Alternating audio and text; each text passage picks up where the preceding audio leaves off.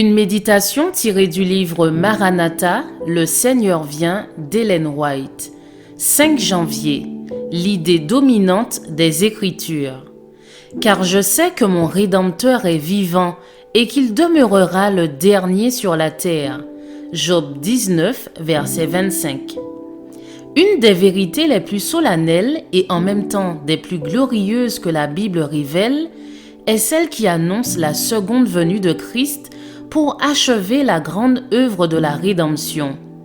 Le peuple de Dieu, en pèlerinage, séjournant depuis si longtemps dans la vallée de l'ombre de la mort, voit reconnaître sa joie et son espérance dans la promesse de la venue de celui qui est la résurrection et la vie pour ramener au foyer ses enfants exilés. La doctrine du second avènement est l'idée principale des Saintes Écritures.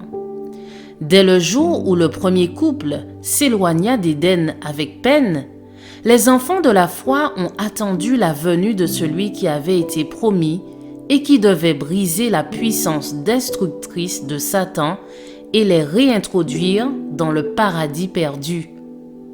Enoch, 7e descendant de ceux qui habitèrent en Éden, qui marcha avec Dieu 300 ans, put contempler de loin la venue du Libérateur.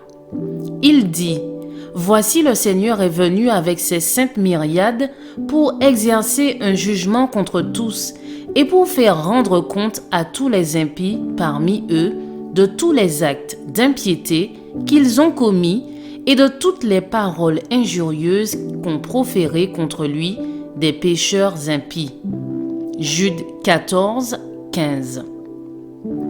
Le patriarche Job, dans la nuit de son affliction, s'écrie avec une foi inébranlable : « Je sais que mon Rédempteur est vivant et qu'il demeurera le dernier sur la terre. Quand je n'aurai plus de chair, je verrai Dieu. Mes yeux le verront et non ceux d'un autre. » Job 19, versets 25 à 27.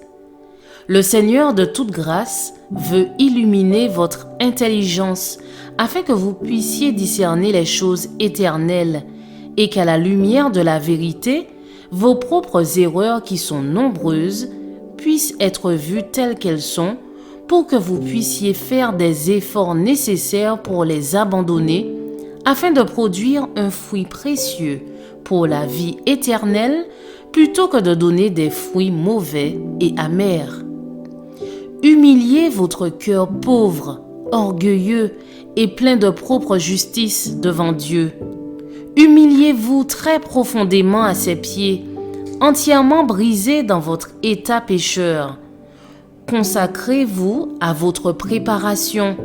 Ne vous relâchez pas tant que vous pouvez dire « Mon Rédempteur est vivant et puisqu'il vit, je vivrai aussi. » Si vous perdez le ciel, vous perdez tout. Si vous obtenez le ciel, vous possédez tout. Je vous en supplie, ne vous y trompez pas. Il y a des intérêts éternels en jeu. Je vous souhaite une excellente journée et que Dieu vous bénisse.